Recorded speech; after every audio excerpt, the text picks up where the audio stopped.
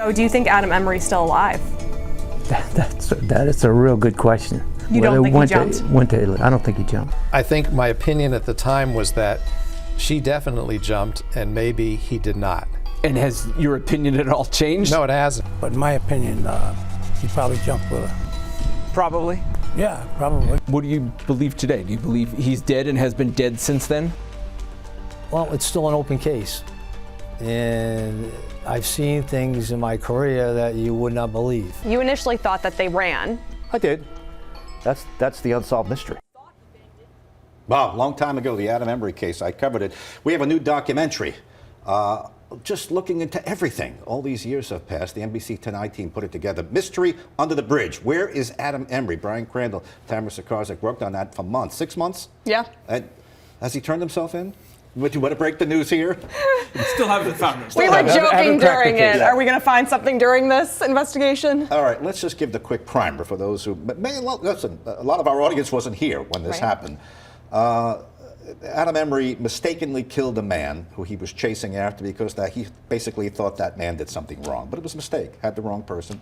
And then he went to trial and he was convicted, and then the night of his conviction, he disappeared along with his wife, and the car was found on top of the Newport Bridge. That's about the quickest summary I can get. Go ahead. Yeah, that's about what happened. And then after he disappeared, that launched a huge mystery because everyone wanted to know, did they run or did they jump? And Gene, as you know from there, eventually his wife's, a piece of her skull was found, but decades later. That was 9 months later. For the first initial days where they were searching under the Newport Bridge, they didn't find anything. So of course that just deepens the mystery as to where Adam Emery, again, had been convicted of second-degree murder, and his wife Elena could have been, as you said, 9 months later. Her skull washes up. His, to this day, nothing has ever been found of him. There was thoughts that he could be in Italy, thoughts that he could be in Florida. The FBI still considers it an open case until they find something. So, we went back and talked to the investigators, people who were involved, relatives of the murder victim.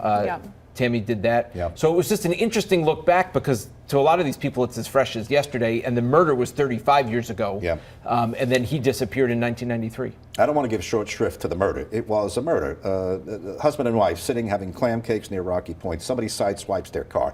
They chase after the car. Trouble is they were chasing after the wrong car, and they pushed the wrong person up on the lawn, and they got into an argument, and this poor Jason Bass, am I correct? Yep. Yeah. He's an innocent man. 20-year-old kid. He doesn't know what's going on. Why is this man chasing me? Eventually, Adam stabs him, and he said in self-defense because Jason was backing the car up over his feet. It's just a bizarre story all around. But then it gets more bizarre years later. How many years are we since the verdict came in? Well, that was 1993. Okay. So it was the murder was in 1990. So it was 35 years ago. And then it took 3 years. It went to trial. He was convicted in November 1993, actually on his birthday. On his 31st birthday, Adam Emery is convicted. So that was, 1993, almost 32 years ago now.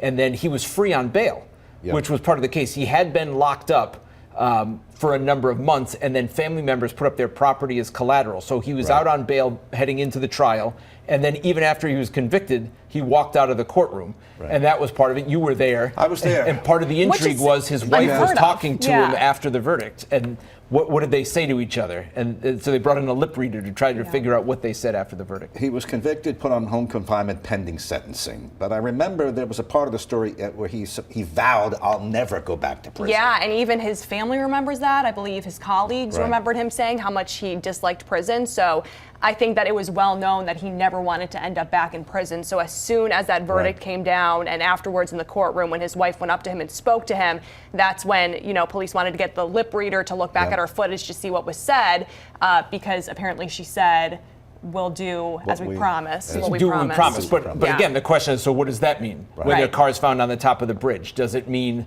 we're going to commit suicide, or does it mean we're going to run? And the state police investigators that I talked to, there's some varying opinions. Even they just had to take the assumption that they were on the run. Right. And so, they spent years trying to track down leads. They went to family members' funerals to watch to see if he showed up. So it was, a real true crime mystery. Well, it was almost like an obvious setup. Oh, the car with the engines running on top of the Newport Bridge, they're gone, leading us all to believe, they jumped off. Here's what we know for a fact. He killed Jason Bass by mistake. He was found guilty of second-degree murder, I Yes. believe it was? Second-degree murder. Okay. He disappeared. The wife disappeared. We know the wife is dead. Her skull turned up. And a lot of these other people involved in the story are also dead.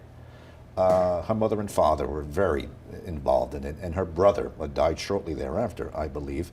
And Jason Bass's brother was very involved. He also passed away. Yeah, most of Right. the Bass family. I spoke to the nieces, Jason Bass's nieces, because when we were starting the story and calling all the family members, none of the phones were working. And I finally reached the niece, and she said basically all of her family has passed away in recent years. Yeah. So they really are the two left to talk about Jason's memory. Well, I remember a lot of it because I covered a lot of it, and it was weeks and weeks and weeks. They were looking for the bodies and fighting with the family. Is there anything new here? Because when the FBI not that long ago said, we're looking for Adam Emery, all of a sudden, like, wait a minute. Well, it was. Do they know something we don't know? Well, and it was out of the blue. It was in Yeah. 2017 that the FBI tweeted Adam Emery's wanted poster from years earlier and said, if you have any information about Adam Emery. So that was 8 years ago now. But now we're talking about the social media age, and they're trying to get it out there. And the FBI is kind of...